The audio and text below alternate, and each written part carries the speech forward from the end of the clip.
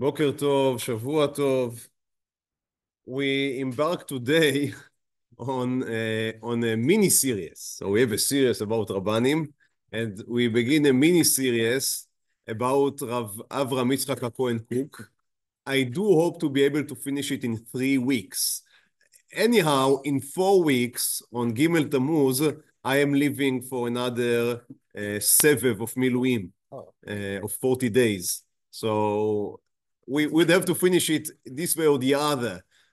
Anyhow, what I'm hoping, the way I built the shiurim, hopefully I would stand to my own expectations, is that we'd have 3 meetings, and on each one of them we discuss a certain biographical part of Rav Kook's life, and accordingly a certain aspect of his Mishnah, of his teachings. So today I hope to be able to do his years in the diaspora, in exile, in Chutz La'aretz. He was born in 1865 in Greva in Russia, and he made Aliyah in the beginning of the 20th century, when still the Turks were here. So that's the basic timeline that we want to be able to do today from the biography point of view. And from the Torah point of view, I would like to speak, because we are just before Shavuot, to speak about his approach to Torah learning. What novelties, what new things, what new approaches did Rav Kook bring to the table regarding Torah learning? Now, obviously, because we speak about, in many senses, the young Rav Kook, the early stage of his life, before he came to Eretz Israel, then there would be some bias when we speak about his approach to Torah learning, because we would not speak today about Torah Eretz Israel. That is how we saw in his more ripe years, as he became older and here in Eretz Israel, he rethought some of these concepts, and he came out with this idea of Torah Eretz Israel. Maybe we'll be able, Be'ezrat Hashem, to speak about that in the next shiurim. However, in next shiur, in next week, I hope to be able to speak about the time from when he became the Rav of Yafo to when he became the Rav of Yerushalayim, basically of Eretz Israel, of the whole of Eretz Israel, already under the British mandate. So these are extremely important years of the First World War, and from the ideological point of view, or Torah point of view, we would speak about, we would learn some of what he wrote about his approach to the Zionist movement, and then in the or maybe better put, on the second stage, we would speak about how he related to the modern world. The modern world would include both secularism and the secular aspects of Zionism, and how did he relate to that, how did he approach that. And then the third year, we would speak about the last years of his life, and this is from being appointed as the Rav Rashi, the chief rabbi of Eretz Israel, to his ptira in the middle of the 30s, and then we would speak about how we saw Eretz Israel and redemption. And again, obviously, his relationship to Zionism will be a major part of these questions. So that's how I hope to split it. Now, obviously, it is not perfect, because you cannot clean split the ideology of such a personality. When you speak about philosophy, very analytical philosophy, then sometimes you can make these splits, and you can speak about one aspect and will be built on its own foundations, and another aspect it will build on its own foundations. But here we speak about someone that it's a living philosophy. It's not an analytical philosophy. So everything is intertwined, and things are changing and extremely dynamic with him, extremely dynamic. He's not a systematic thinker. Many attempts were made at taking his writings, taking his ideas. His students that learned from him made very interesting attempts to make a systematical philosophy and ideology out of his sefer, out of his writings, out of his basically diaries. in which he wrote his ideas. And we'll speak about that Bezrat Hashem in the next meeting, because you would not have students in our meeting today, in our shiur today. However, even these attempts obviously cannot cover the full range of his thought. So again, extremely creative. There are many, many descriptions of how he would be inspired and he would begin to write. And sometimes the page would be, meaning he would not have enough room in the page, so he'd continue to write on the table or on table napkins, because it was just streaming out of him.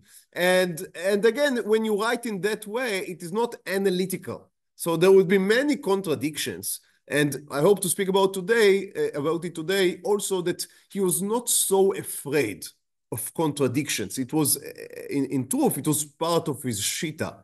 And let's begin with that. So he was born, as I said, in Griva, Russia.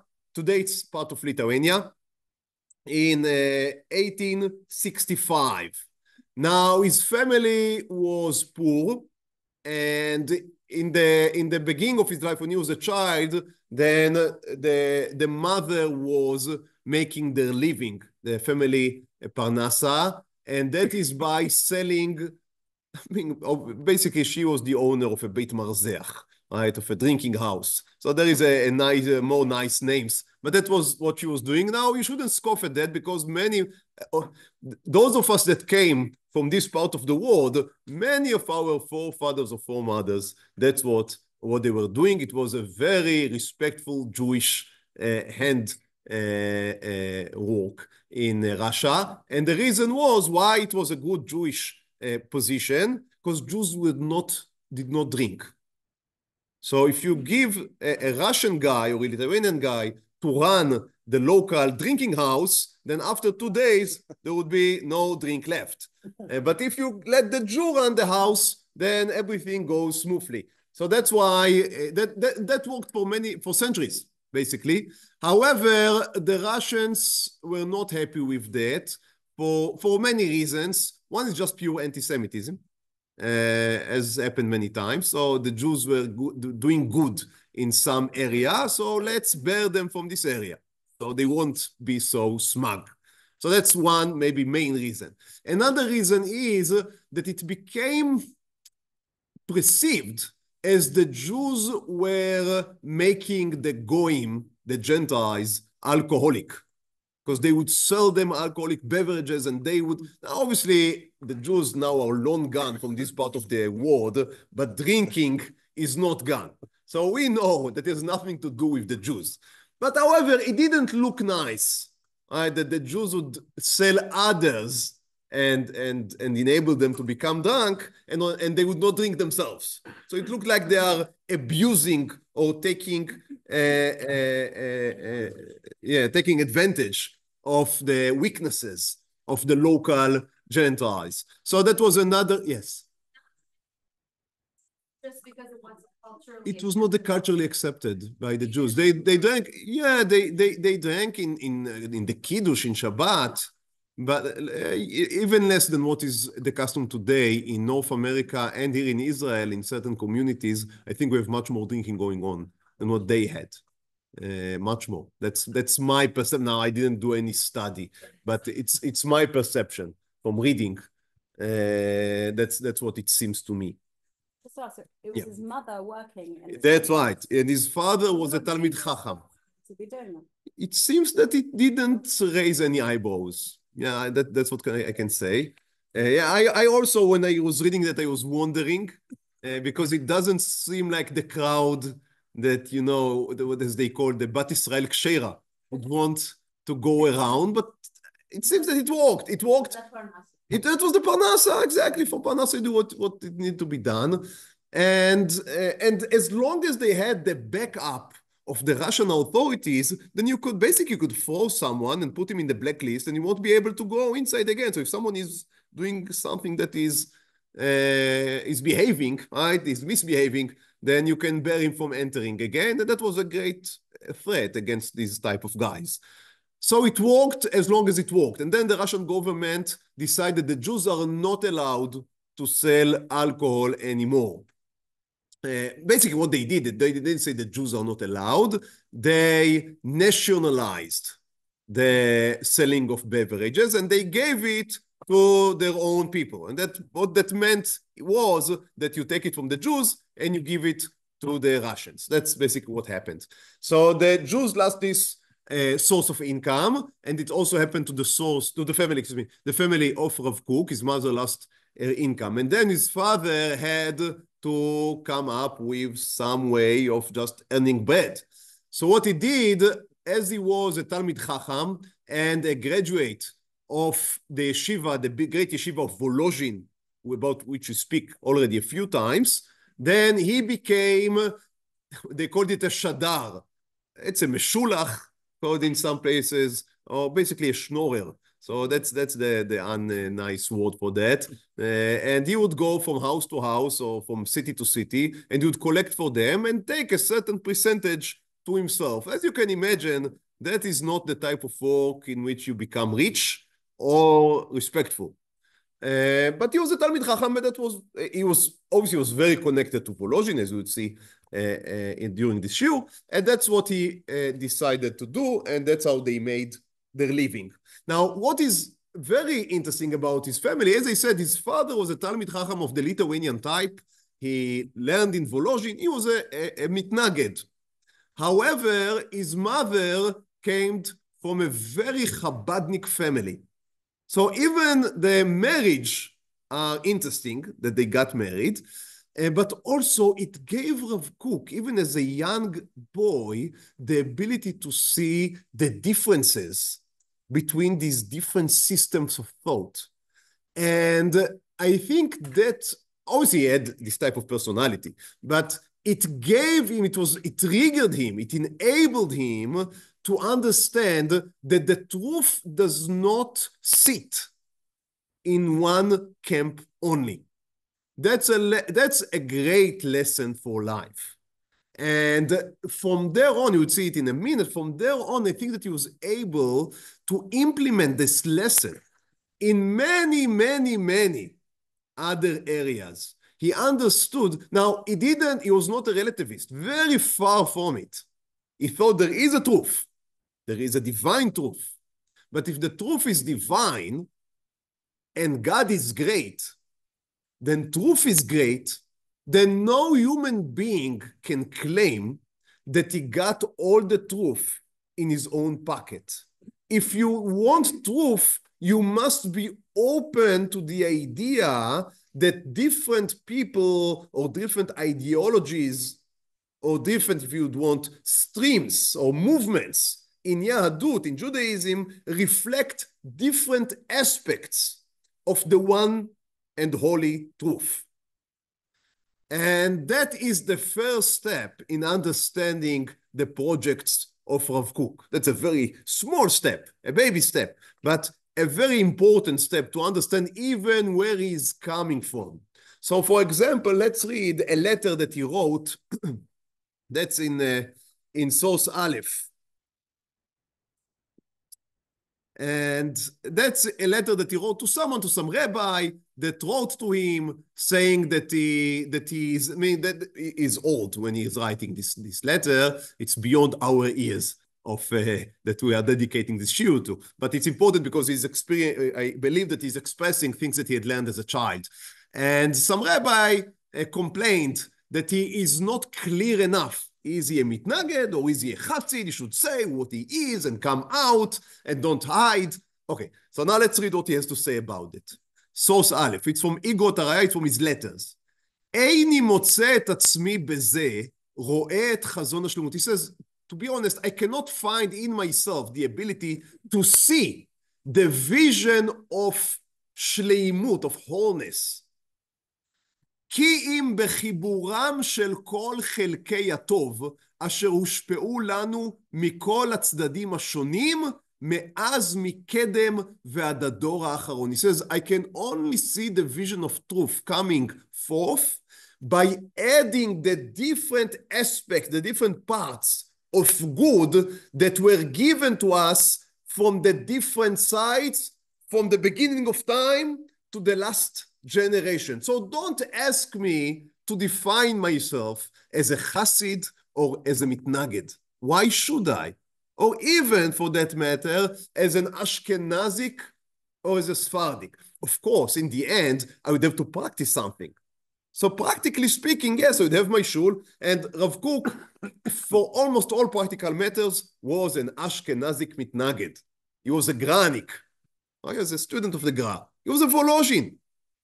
However, he understood that when we speak about ideologies, when you speak about practical matters, we need to be sometimes rigid. That's the way practicality works. If you let everyone do whatever they want in your shul, then you don't have a shul, you have a marketplace. However, when you speak about what people think or feel, you need to be as inclusive as you can. You see the difference. So, and not only inclusive in the sense that I don't want to alienate anyone, in the sense that understanding that truth demands that I would be as inclusive as I can. So that's what he says here.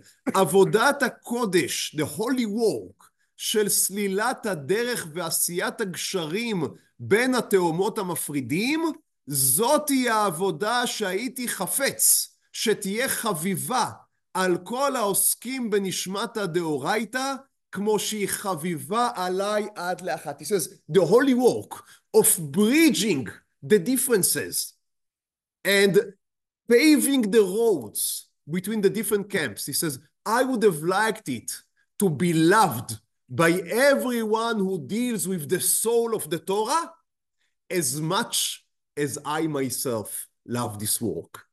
He says, that's what I love to do. To read something from the Baal Shem Tov, to read something from the Gra, and synthesize them into something that is greater than the sum of its parts.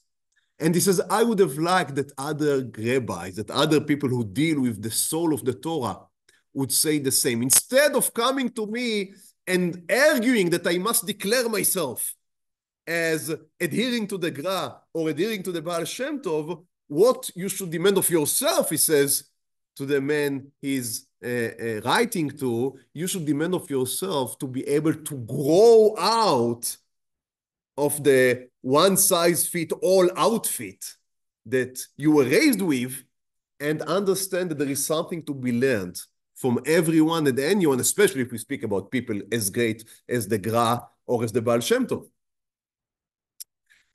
בדורות האחרונים, he says, in recent generations, יפה לנו מאוד כל שיחתם של תלמידי הגר"א יחד עם תלמידי הבשט.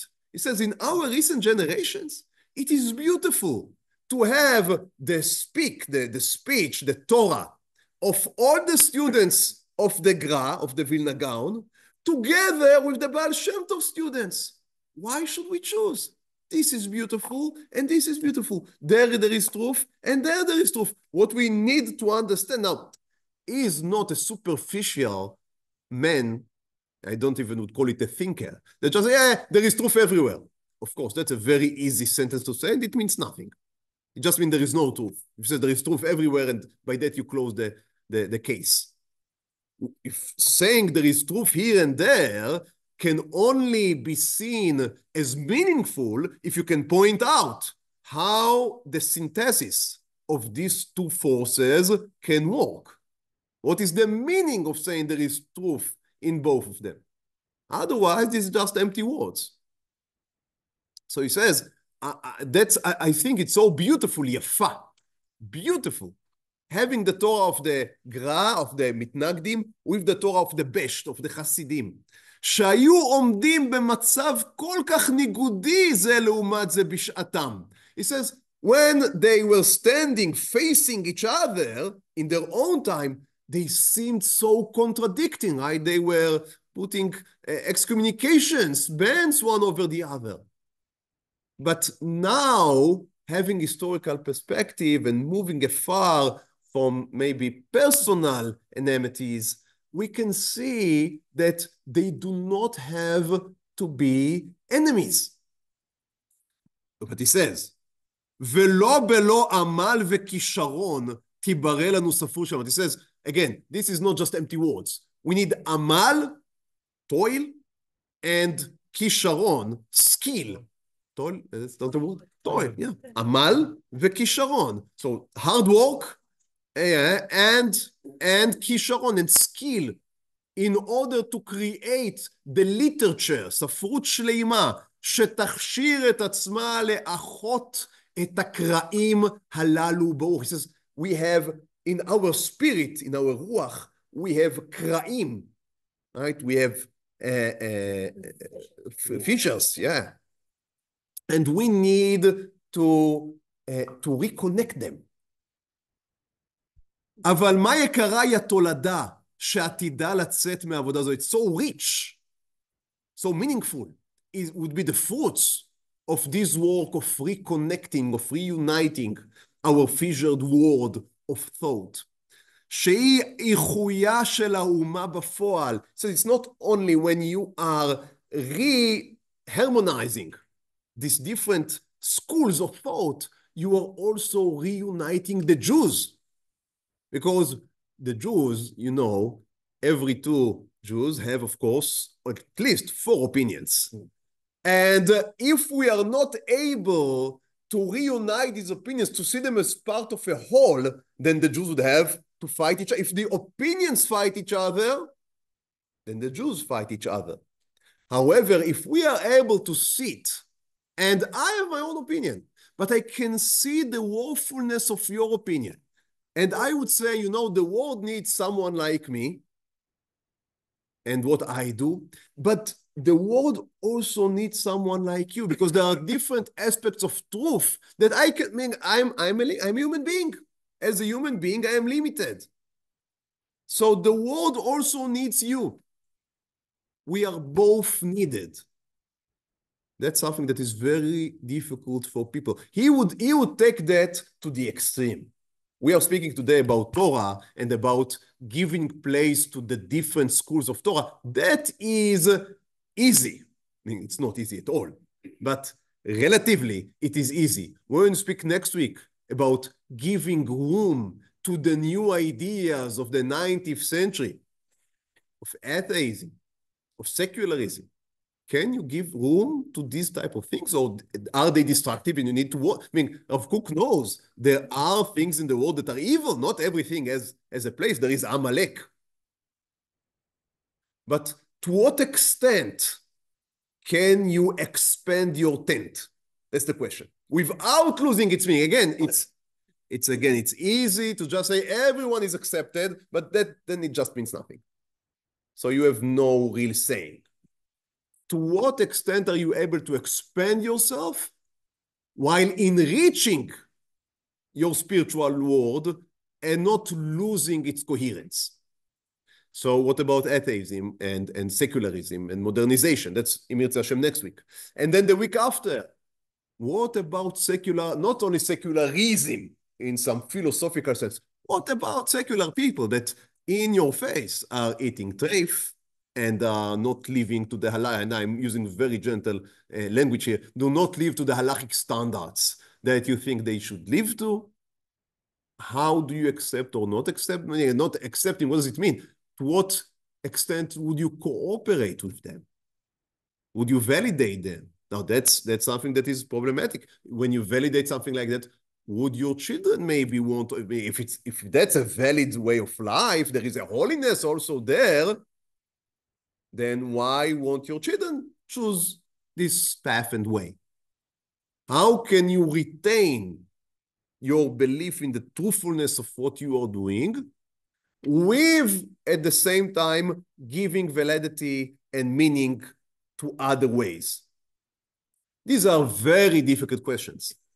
But Rav Kook is going through his lifetime and through his life journey to write and speculate and philosophize about this question, and maybe even more important, to interact and to live this question in a very existential way.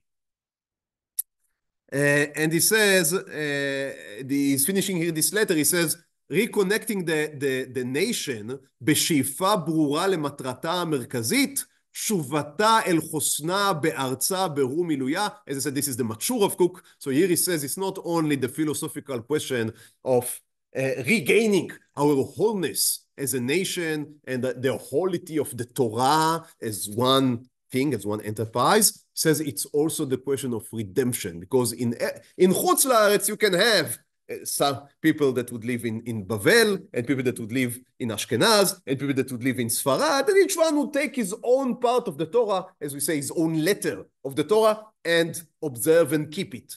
But when he returned to Eretz Israel, all of these different letters must be recombined into a Torah, into a living nation.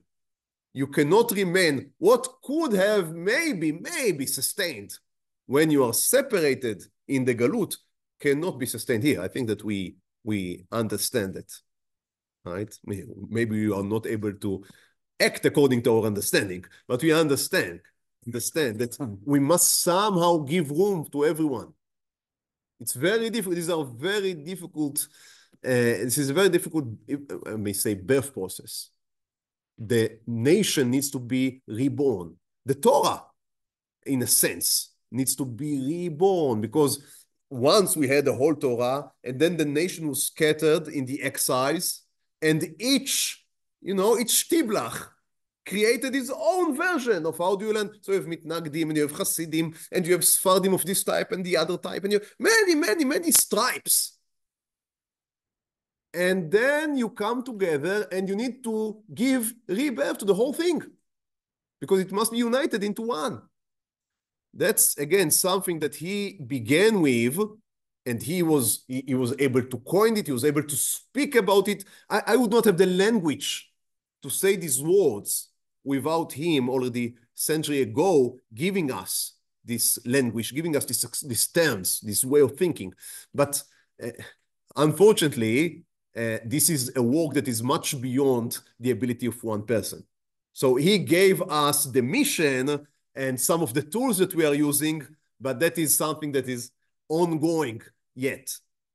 Okay, so that's, I would add something personal. Why do I see his personal biography as being born into a Hasidic and Mitnagdic family as important? I didn't find it, I would have to admit, in his own words or in the biographies that were written about him, and many were written.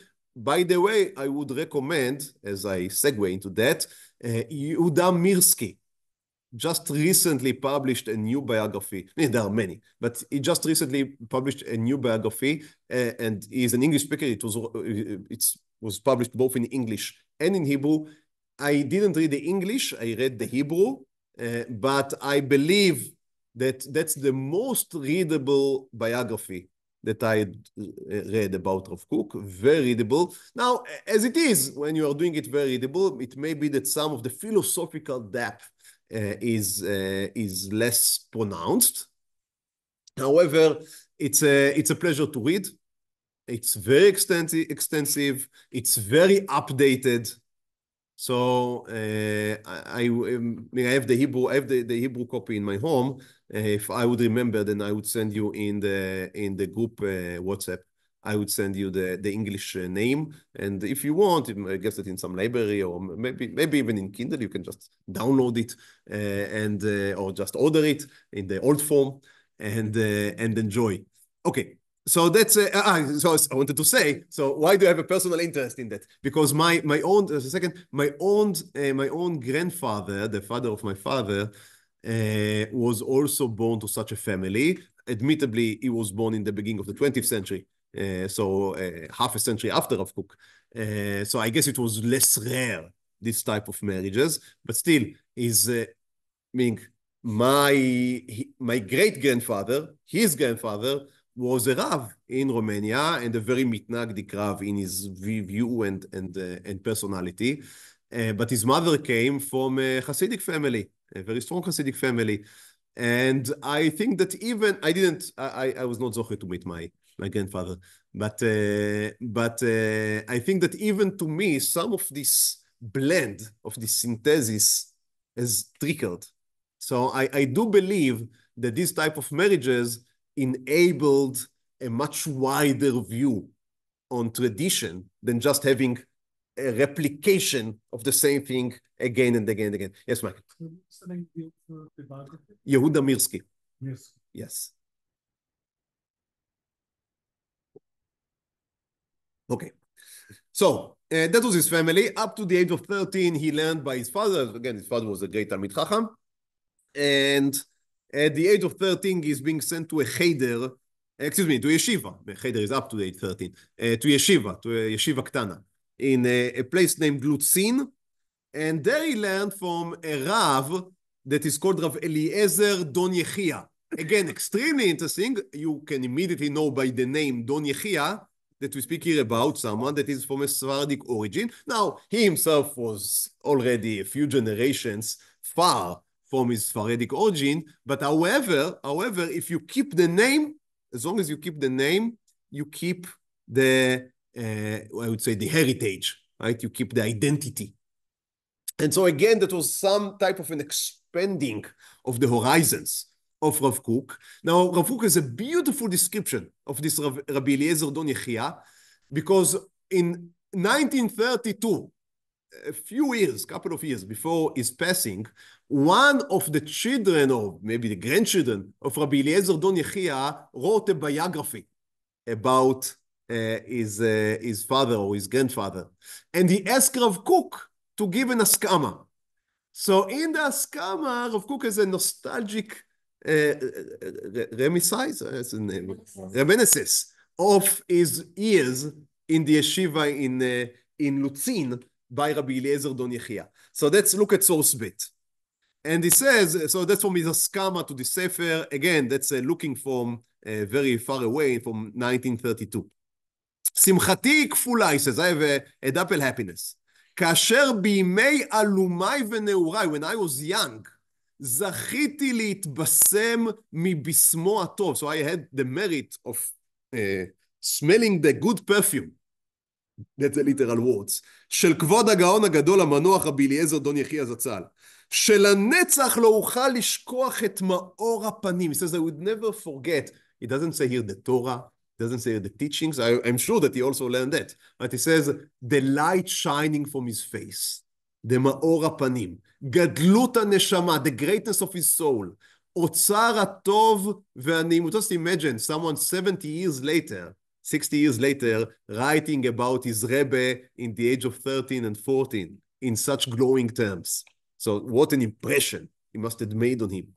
אוצר הטוב והנעימות, the treasure of goodness and pleasantness. ישרות השכל, the straightness of his mind. הרחבת הדעת, the expanding of the mind, of the horizon. So again, I may be reading too much into that, but to me that sounds somewhat Sephardic in its nature. Meaning to say, not that Ashkenazi chas v'chalila.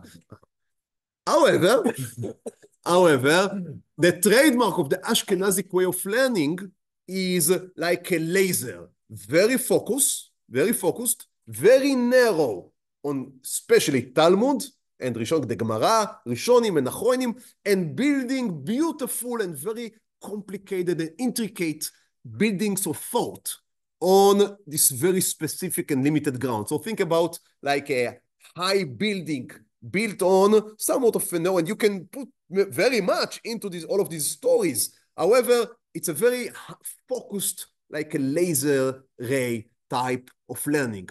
The Sephardic way of learning was almost always different. Now I am stigmatizing and generalizing, and you can mean all the insults are correct. However, what I'm saying also has some truth, and that is that the Sephardic way of learning many times was much less laser focused, but much wider. They synthesized many more sources into their learning, and many times a Sephardic tshuva, a Sephardic responsa would have 20, 30 sources. I mean, if you take maybe the prime example, it's an extreme example, but the prime example is Rav Ovadia Yosef. Look at one of his responsa. 20, 30, 40 sources. It doesn't dive deeply into each one of them, because that's the name of the game is showing the width of the topic. While in many, compare it to Rav Moshe, to Rav Feinstein, tshuva, in the Egot Moshe. 2 sources. 4 sources is a big tshuva, is a wide tshuva. However, he take each one of them and he analyze them to the core. So that's a different way of learning. Each one has its own advantages. So what I am reading here, again, and I may be reading too much, but I do think that something exists here. That he's saying he taught me to expand and to be this yashrut adat. Don't twist the source too much, right? Be straight. I continue because it's becoming even, I think, more fascinating. אשר בנשמה רעננה וגדולה זו היו מאירים כאור אבוקת פלאות. So he says, in this fresh soul, נשמה רעננה, in this fresh soul of my Rebbe, all of these traits of straightfulness, of widening the horizons, all of these existed, and they were shining as a lapid, right? As a avuka, as a torch. Thank you. And then he says something, again, amazing. And these are memories 60 years later. והיו כל אלה שוכנים בגבייה מכותבה, חסונה ובריאה להפליא. He says, it's not only his mind, also his body. Now that's so interesting for someone to remind so many years later. He says, he was a bold, strong man in his body.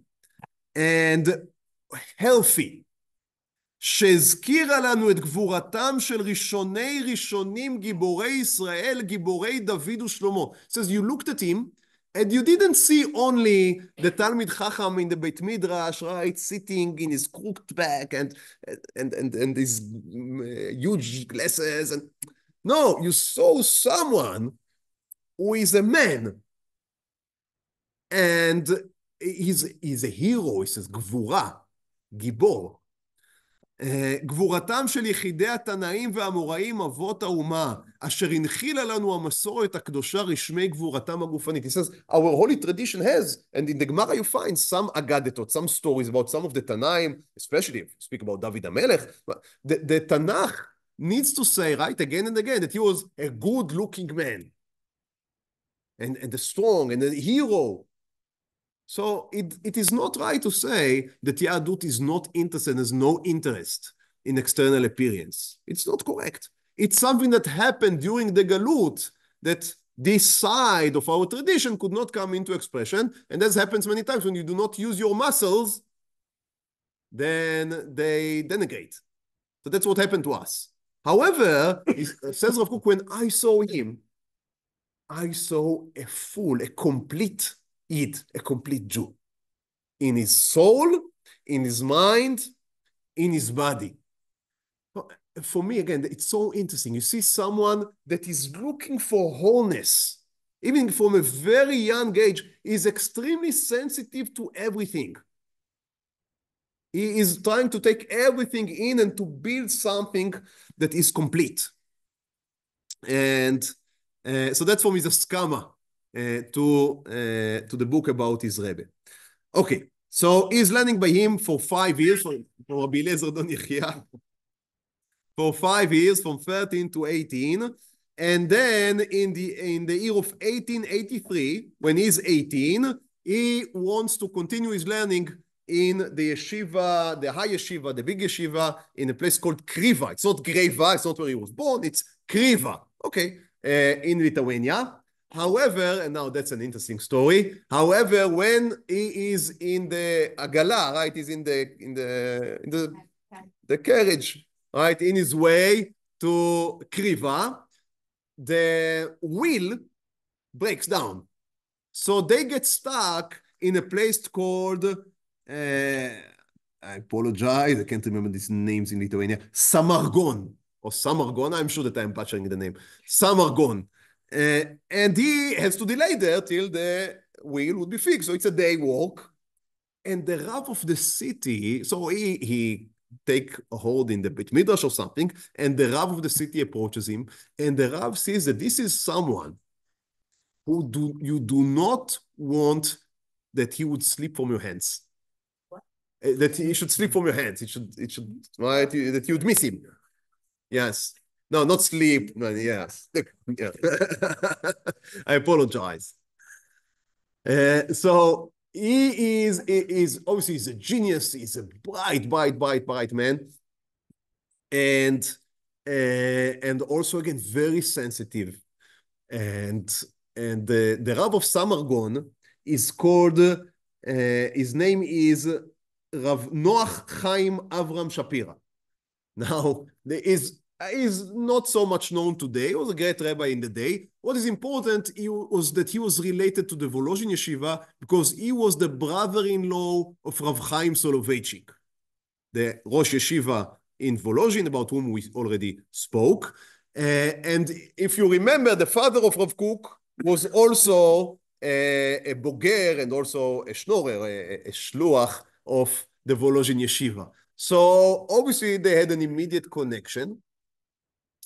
And the Samargon Rav, this Rav Shapira, says to Rav Kook, you do not continue to Kriva, I would pay the balagule, I would pay the rider, whatever is needed, the taxi, whatever is needed, and send him away. You are staying with me.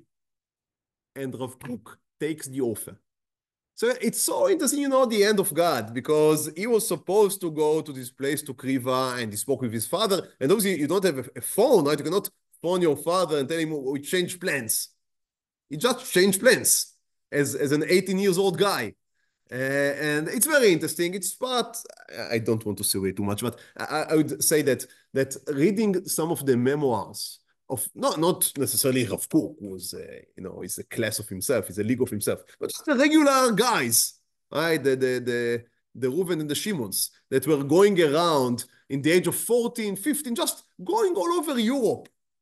In this type, sometimes they had money for carriage, but many times they would just walk by foot from yeshiva to yeshiva, and they would sit in this yeshiva for 6 months, and then they would say, okay, I had enough, I want to see another yeshiva, and they would go, and they would cover sometimes hundreds of miles in Eastern Europe. That's something amazing. I know for us, we send our Roe, right, to yeshiva in Rehovot.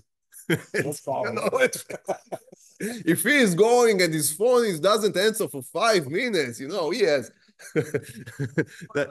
Yeah, but they were just Evei golel emkom Torah. They fulfilled what is written in Mishnah Avot, that you should take exile to learn Torah, and obviously that was shaping the personality of a whole generation in Eastern Europe. But that's a completely another parsha. Very interesting, but we cannot speak about it now. I have my own thought about the yeshivot back then and the yeshivot now, but it's for a different shiur.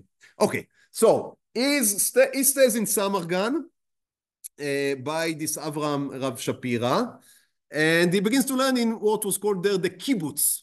So the kibbutz, it's another name for yeshiva, a small yeshiva, a kibbutz. We think that the kibbutzim were invented here in Israel, but the word kibbutz was used for 100 years before in Europe for a group of guys, a kvutza, right? A group of guys sitting and learning Torah. So it was called the kibbutz. The people here came in, okay, and called kibbutz, fine. It's how it's called today, reappropriating. So the kibbutz, so he stayed in the kibbutz in Samargon, and he was learning Torah. Now, about 15 years later, his younger brother, named Shaul Chana HaKohen Kook, also went to the yeshiva in Samargan. And he wrote a letter to his young brother, both speaking and having memories about how it was for him, and trying to guide him in the yeshiva. So I quoted just a few lines, because I think it's illuminating, both from the biographical point and also from how we saw things. So source Gimel, again, a letter of Rav Kook to his brother, Shaul Chana Cohen Kook, that by the way lived to the 50s, to the 1950s here in Israel. He was a researcher of Jewish studies. So he learned Midrash, a very interesting man by himself. He was not a rabbi, but a very interesting man in his own right, and a great Zionist. So, he wrote to his brother the following: עיר סמרגן היקרה, העיר אשר שמה וזכרה חקוק על לוח לבבי. So this is a city that its name and its memory is inscribed into my heart. Now, some of you that had very good experiences, some of you didn't have, but some of you that had very good experiences in high school, or maybe in yeshiva, or in things in institutions, or even in college. If you had a really good experience, then you'd identify with that. That's something that is inscribed to your heart to the end of your life. Because it's the formative years which shape who would you be. And as we would see, he got married there. So very formative. He says, חקוקה לוח לבבי לאהבה משחר טל ילדותי. So I remember that from my young years. העיר אשר בה מצאתי בראשית דרכי חברת קודש. מלאה חכמים וסופרים. So this is a city where I found a company of wise men, סופרים, of authors, of writers. That is something that would come up again and again. Rav Kook understood that it is not enough to think the right thoughts. You need to be able to communicate them. And the mass communication in Rav Kook's time, there is no internet yet, the mass communication method is publishing, printing. You can print something and it would go all over the world, basically, very quickly. Haskalah is working, enlightenment is working like that, right? A few pamphlets are going into a city and you can flip a whole generation. So Rav Kook says we need to hold this weapon. So sofrim, writers, are extremely important in his eyes. Now he knew, and he writes it in a few places, that he does not have the skills of, how would I say it, readability. I mean, he wrote a lot, beautiful poetry, but it's like he was forced to write in poetry. He couldn't switch off writing in poetry. No prose, only poetry. And even in his responsa, in his shoot, sometimes you read it and he goes into a poetry mode. So it is very difficult to read. When I was choosing the paragraphs to bring here, it was a difficult battle to find paragraphs that express in a lucid and coherent and more or less exact phrasing what I thought is a best representative of his thought because of this way of writing. He knew that, so he asked his son and some of his students to be responsible for re-editing his writings. Now, for us, it's a problem. It's a problem because it's a question. Do you prefer? For many years, we didn't have the original writings. We only had the edited writings. Now again, these editings were of his own approval. But however, even if his approval, it's edited. So you do not engage with the raw material, the raw thought of Rav Kook himself. Now we have most of the original writing it was published. All of his diaries say that he wrote in all of these places. So now almost all of it is published. There are still things in handwriting, but almost all is published. But now the question is, how do you prefer to learn? From the edited writings, which are much more, even they are not easy at all, but at least someone made an effort for them to be coherent and consistent and to have follow some order. Because, so Rav Tzvi Yehuda, his son, took from different parts of his writings and created according to topics. If you just read the diaries, then it's what Rav Kook thought in the morning, and then in the late morning, and then in the noon, and it can be on 4 different... But he was a genius, he was a giant. It's obvious that his mind was a train, not a train, it was a hub, right? A train station of thoughts, not trains, it was flights coming in and out. And he would begin something and then segue into, if you think that I'm not being orderly in my shiur, then just read the way he writes. All right, so that's very, very, very difficult. But however, when you read it, you have the immediate engagement with Rav Kook himself. So that's up to each one of us to decide. Now that we have the choice, then we can decide what to read. So, however, you can see that already here he emphasized sofrim, chachamim, so both the wise men and the people that can write. Charifim vebkiim, so people that are very intelligent, people that are very knowledgeable. Irei Hashem, people that are God-fearing. Choshvei shemo, people that are working for the sake of God. אשר חברתם הרחיבה לבבי, being in their company had widened my heart. גם גרמה לי להכשיר ביתרון את כישרונות ילדותי בעזרת השם, so I was able to hone my skills, as meaning when I was young, by meeting with these different people. ואתה אחי אהובי, אינך יושב שם, now my beloved brother, that you also sitting there. בטח רק את, now listen carefully, בטח, it's certainly, רק את יראי השם וחושבי שמו, האמונים עלי תורתו ויראתו, רק אליהם תארח לחברה. He says, I am sure, for certain, you would only engage those that are יראי השם, that are God-fearing. המסולאים מחכמי העיר, those that are the best of these city sages. תלמד להרבות קנייניך בחוכמה, למיגמר ולמסבר, ולחזור על לימודך בחשק ואהבה, לקנות ידיעה שלמה בגמרא פירוש רש"י תוספות כסדרן, לעשות העיקר עיקר והטפל טפל. He says, you must be careful that what is primary should remain primary, and what is sideways should remain in the sideways. And he says, in these years that you are in, meaning in your early 20s or late teens, what you need to focus on is Gemara, Rashi, Tosfot. And made what is primary, primary, what is sideways, sideways. Meet only with people that this is their way of thought. And he says, בייחוד בראשית ביקורי הילדות, especially in the beginning of childhood, סלח לי אחי אהובי, יכול להיות שאינך צריך איתו. He says, please, excuse me, maybe you do not need me to warn you about this. However, מתוך שאני זכור שהייתי צריך לכמול. He says, I remember when I was there, I needed this little rebuke. So what do I read from this letter? Now again, I am assuming and speculating, but I think it's more or less written here. He met many different types of people there. Now it may be that looking back, he says to himself, I should have spent more time on my primary learning of Gemara Rashi Tosfot. However, you see that he's beginning, and again, I think it's his personality. He must take everything in. And so he meets with someone that is more a maskil. He cannot just say, I'm sorry, I have a Seder morning now, I need to go to the issue. No, he's interested in everything. That's, at least for me, that's something very attractive. If someone is interested in everything, but still can, if he's interested in everything but know nothing, then that's not attractive. But if he is able to retain his core and yet to expand, and everything that is Jewish at least, or maybe everything that is human, is not foreign to him, that then at least for me, that's a sign of greatness. Because limited scopes,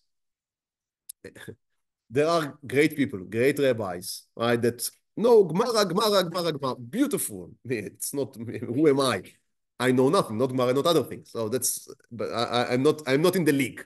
However, these great rabbis that know Gemara, Nar Torah, as they say, it's beautiful. However, it's limited. It's limited in scope. And and in this, I guess that I am a type of a disciple of Rav Kook, if I may even say that, that's a hubris to say, but if I may say that, Torah is, as they say in Chazal, it's the blueprint of the world. So it cannot be that you would say, I am only with Torah, and I am neglecting the rest of creation. Because that means that something is missing in your Torah. Now, it may be that you're not able to cope with everything. Not all of us, if you're not in the league of Rambam, right, then there are areas of knowledge that we say, that it's beyond me. It's saying that something is of no interest. I think that is something that it's improper in a way. Because that something is beyond my ability right now. But everything that has some importance, I do not speak about things that are complete rubbish. There are things that are complete rubbish. They do not worth our attention at all. But when you speak about things that are different types of literature, different types of things, it may be that I would never be able to cover them. Why? Because I'm a limited human being, and I have my own. And if the core of my existence, which is in the end is Torah and the things that are around it, then I must focus myself primarily on Torah, and I can expand to whatever my abilities are. And there are things that are beyond my scope.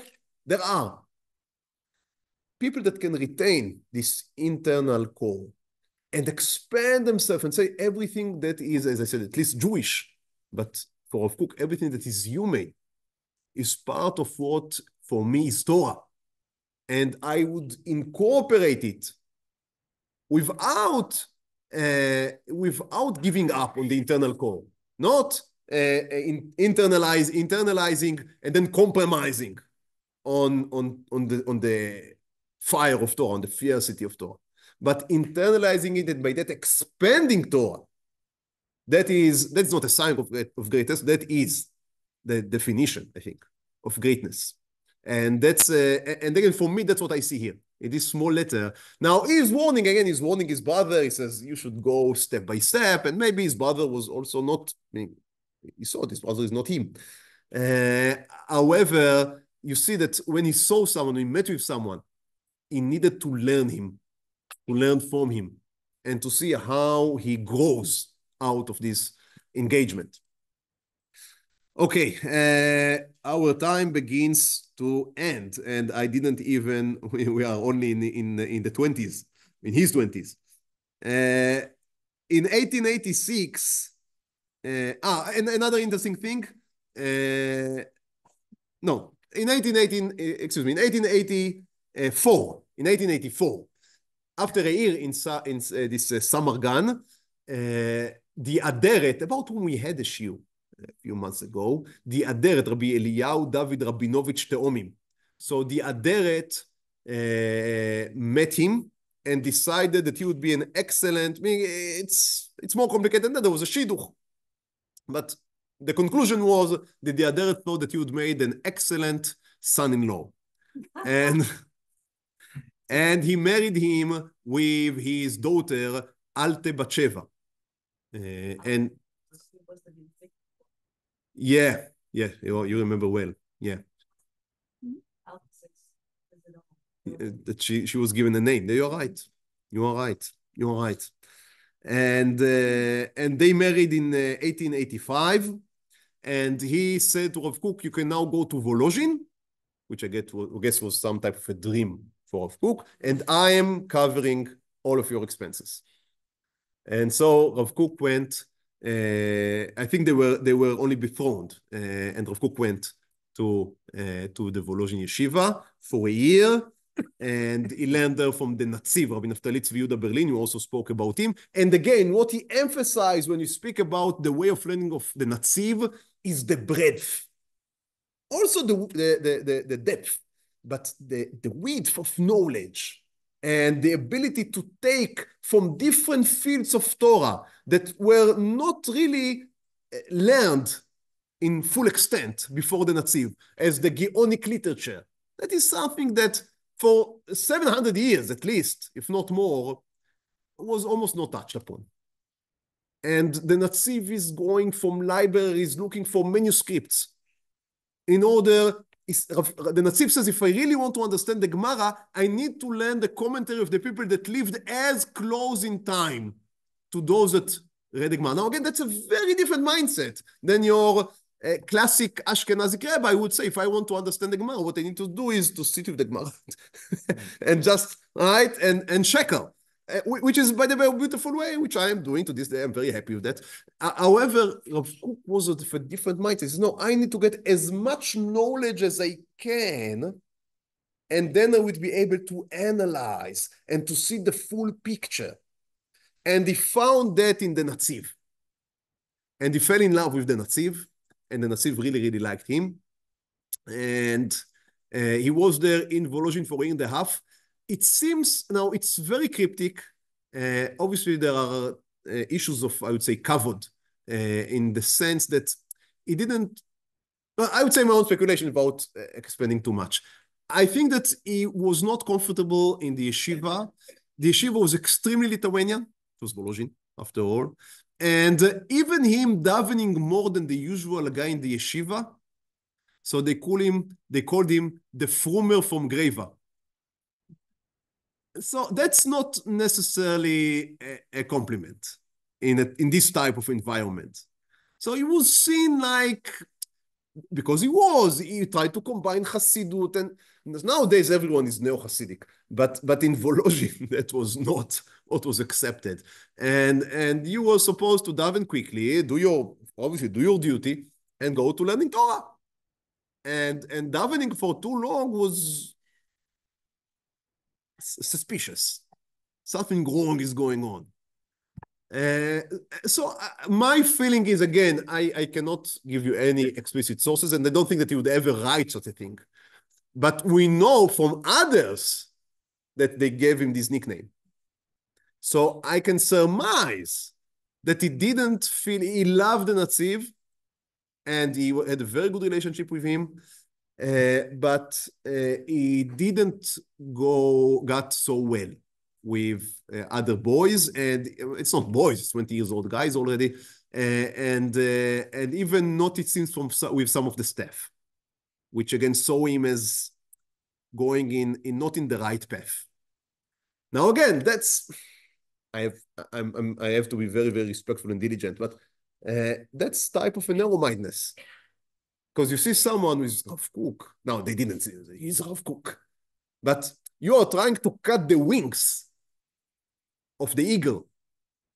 And just imagine that they would have succeeded in convincing him that he should not daven too much, he should focus only on learning. So we would have another Torah genius, which is beautiful, but we would have lost Rav Kook.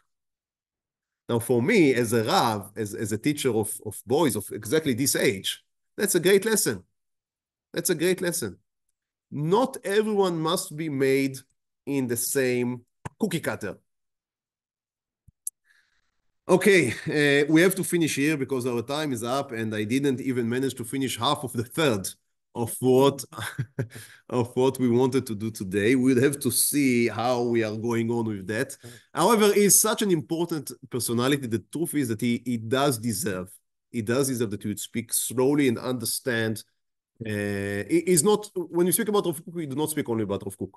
We speak about a whole movement that he created, and the origin of Rav Kook is the origins of this movement. So it's very important to understand where he's coming from and what are the influences on his life and thought. So we would stop here, we'd stand here, and we'd continue Be'ezrat Hashem next week. Thank you very much. Have a Chag Sameach. Middle is in the north.